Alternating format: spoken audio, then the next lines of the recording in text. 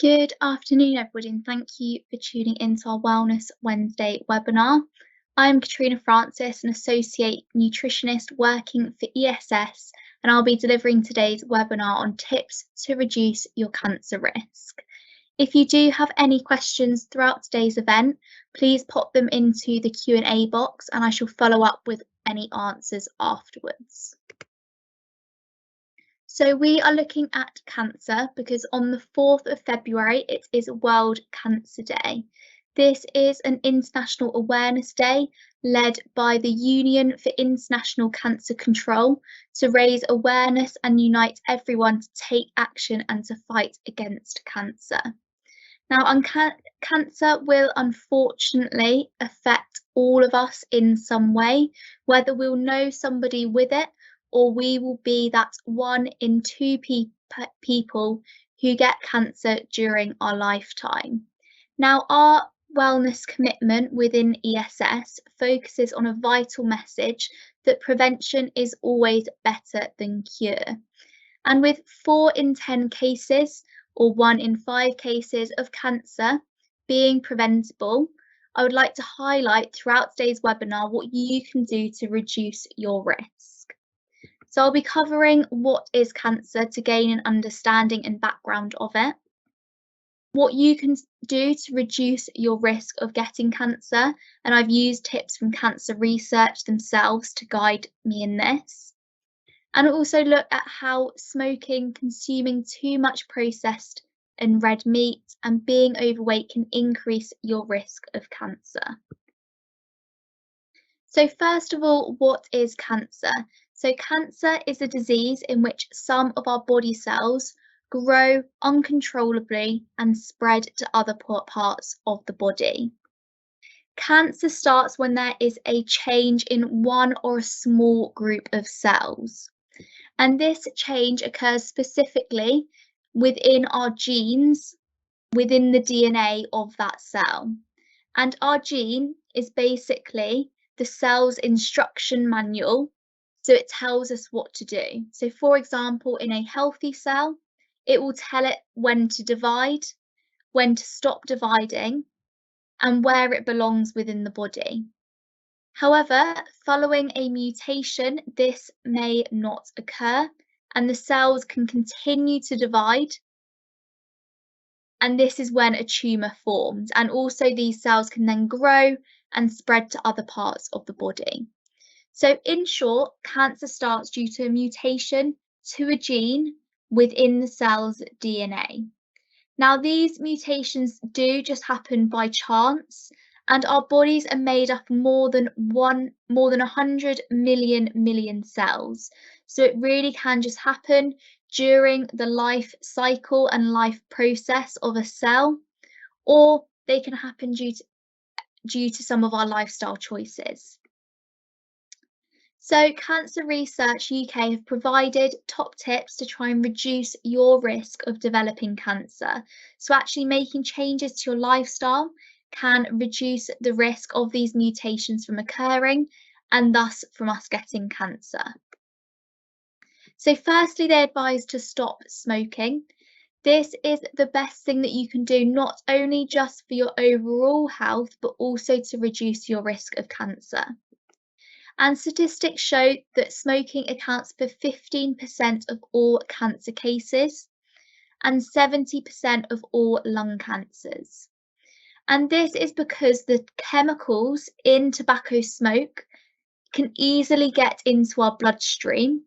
And obviously our blood flows around the entire of our body, allowing those chemicals to meet and to damage cells across our entire body. Now, I know that saying stop smoking is a lot easier said than done. So for anybody wishing to quit smoking, it is advised to try and use a combination of stop smoking treatments such as e-cigarettes and also local stop smoking services. And these services can be found online, and there is a link to the NHS website there. But they basically provide you with support, whether that be one-to-one or group sessions. They'll give you a bit of advice on different medicines and treatments to use. And and also advise on switching to e-cigarettes and how best to use them. Next, it's also advised to maintain a healthy weight. And this is because being overweight or obese is the second biggest cause of cancer in the UK. More than 1 in 20 cancer cases are caused by excess weight, and keeping a healthy weight reduces our risk of 13 different types of cancers. So there is that link with being overweight and cancer. And for anybody interested in the why or the how behind it, it is mainly because of those fat cells we have when we are overweight. These fat cells specifically increase inflammation, and they also make extra hormones and growth factors. And these are the things that cause our cells to divide more, increases the risk of cancer cells being made, continuously dividing and forming that cancerous tumour or tissue. They also advise to consume a healthy, balanced diet. So this guidance is very similar to the Eat Well guide. However, cancer research state that a diet should be high and low in specific foods and drinks. So they advise that a diet should be high in fruits and vegetables, whole grains to try and promote an increased fibre intake, so choosing brown rice, for example, or whole grain varieties of breads and pastas. They also recommend to consume a diet high in healthy sources of protein.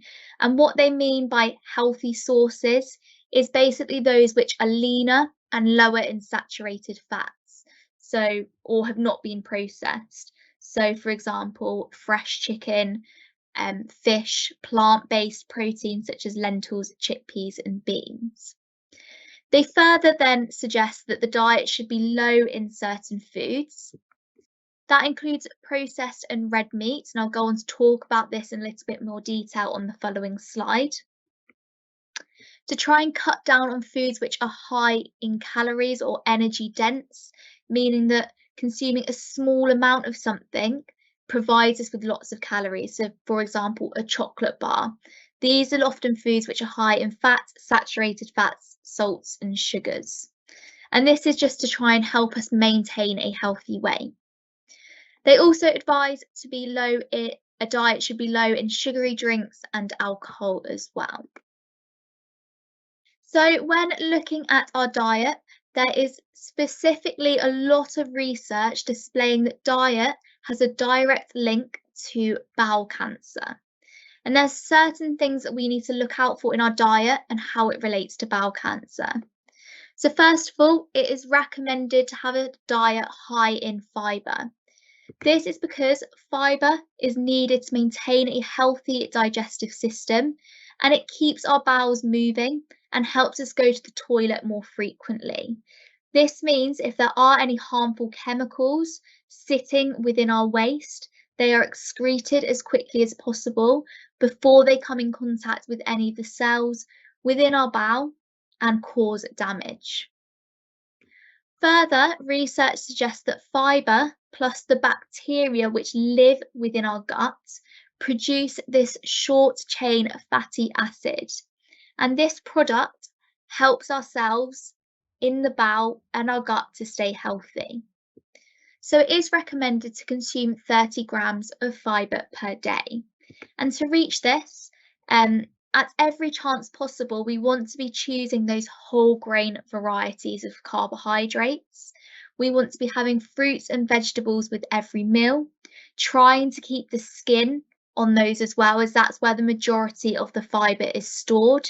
This includes potatoes, so if you're having a jacket potato or wedges, making sure the skin is left on, and also trying to opt for plant-based proteins such as lentils and beans, as these are often higher in fibre and they do still provide us with protein.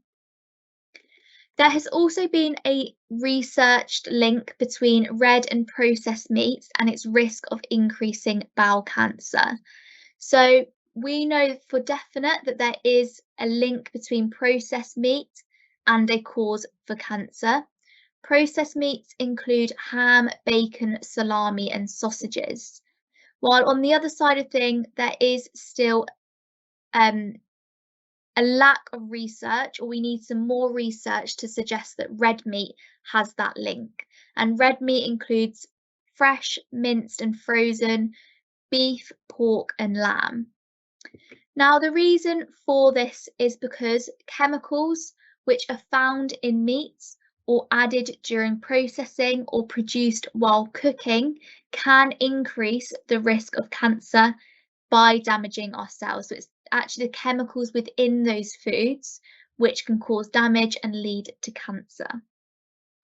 Therefore, it is recommended to consume no more than 70 grams of red or processed meat a day.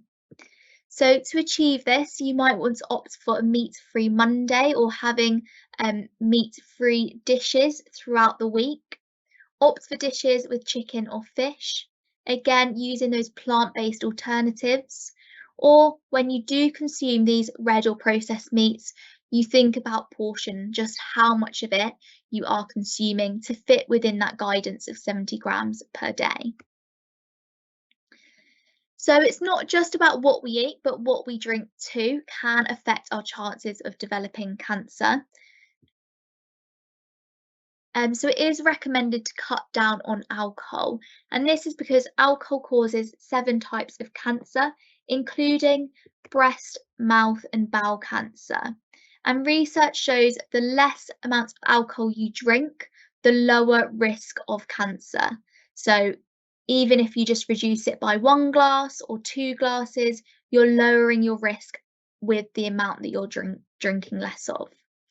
It is important to note, no matter what type of alcohol it is, whether it comes from spirits or beer, they can all increase our risk and can all cause cancer. For those of you who are interested in the why or the how again of how alcohol can increase our risk, it is because it can lead to damage to our cells. So when we drink alcohol, our bodies turn it into a chemical, and it's these chemicals which can damage our cells and can stop the cells repairing itself and obviously replicating and not doing the job as it should be. Also, we can experience changes to hormone when we drink lots of alcohol. For example, estrogen and insulin, and it's hormones which are our chemical messengers, and higher levels can make cells divide more often, so it will raise our chances of cancer developing. And also with high amounts of alcohol, we'll see changes to the cells in the mouth and the throat, which allows harmful chemicals to be absorbed, for example, from cigarette smoke to actually get into our bodies and get into our blood. So it is recommended to consume no more than 14 units a week, and there's a few tips on this slide on how you may want to achieve that as well. So moving that on now from diet, let's look at our overall well-being. So being physically active plays a really important role in maintaining a healthy weight and also keeping our body and our mind healthy, along with many other benefits, such as lowering our risk of health-related diseases. Now, research has shown that physical activity can directly lower our risk of breast and bowel cancer. This is because for breast cancer, exercise reduces hormone levels. So, for example, it reduces estrogen and insulin. As mentioned before, these are chemical messengers which will increase cell division, increase cancer risk. Also, exercise boosts our immune system, so the body gets better at identifying cells which may be at risk from becoming cancerous and kill them before they have that chance to divide. Also, physical activity is beneficial to lower our risk of bowel cancer. This is because exercise has been shown to move food faster through your gut and through your bowels, and therefore anything harmful within your food waste, it's excreted and there's less time spent within our body. Also, exercise reduces inflammation. Inflammation is normal within our body, but if there is too much of it, it can cause that damage to our cells, multiply our cells more, and increase our risk of cancer. So we really want to try and make sure we're doing activity which makes us feel a little bit warmer and a little bit more out of breath, such as quick walking, cycling, and housework, to see those benefits and to see a reduction in breast cancer and bowel cancer. Next, it's recommended to stay safe in the sun. So 9 in 10 skin cancers could be prevented if people stayed safe in the sun and avoided sunbeds. Now, this is due to the UV rays or ultraviolet rays. They damage the DNA within our skin cells, which will then lead to that mutation and lead to skin cancer. Getting sunburnt just once every 2 years can triple your risk of skin cancer compared to never being burnt. So it's really important to try prevent that at all. So it is recommended to find shade. So take a break from the sun, especially during those peak times of sunshine. Find trees, go inside, or even use an umbrella if there's nowhere to take cover. Cover up, so wear loose long sleeve clothing, keeping you cool, and it will stop you from burning, especially your shoulders can be prone to burning. Wear a hat to protect your head and also to prevent yourself from getting heat stroke, and wear sunglasses to protect your eyes. And finally, when we're in the sun, use sun cream. This will never provide 100% protection, but it is advised to opt for at least SPF 15 and to ensure it is rated 4 or 5 stars. And finally, it's advised to know your body and to speak up. So while some cancers have no symptoms, there are many that do. For example, breast cancer, cervical cancer, you may notice changes in your cycle, bowel cancer, some of your bowel movements or what your excreted products may look like. Skin and oral cancers do have some symptoms. So it is important to be aware of how your body looks and feels normally and notice any changes. So for example, we have the TLC campaign for breast cancer, touch, look and check. You may also want to keep tabs on skin tags or moles and identify if there's any changes. And with that, and noticing these changes, make sure you go and speak to your GP. Finding cancer earlier makes it a lot easier to treat and cure. It might be nothing to worry about, but it's always better to be safe than sorry. So do make sure you go and speak to your GP. Let's open up and talk about it more, as everybody at some point will experience or know someone with cancer. So speak up and raise awareness of that as well. So in conclusion, can cancer be prevented? Unfortunately not. There are still certain things which can't be controlled or changed, such as genes, inherited genes, our age, and so on. As I mentioned, cancer happens just naturally within the cell cycle and the cell life. But there are obviously certain things, living a healthy lifestyle, you can do to make those mutations less likely. So stop smoking. Not only this help you, but also those around you who are obviously breathing that smoke in. Eating healthily, maintaining a healthy weight, staying safe and speaking up. So can't be prevented, but there are definitely preventative measures in place to lower your risk. So thank you very much all for tuning in and listening to today's really important and hopefully interesting, useful webinar. You can take a few things away, actually be like, you know what, I'm losing weight because I want to reduce my risk of cancer, and so on. If you do have any questions, please send them to our wellness inbox. Our email address is ess.wellness@compass-group.co.uk. I hope you all have a lovely rest of the day, and we'll catch up next month for our next wellness webinar. Thank you all very much and enjoy the rest of your day. Goodbye.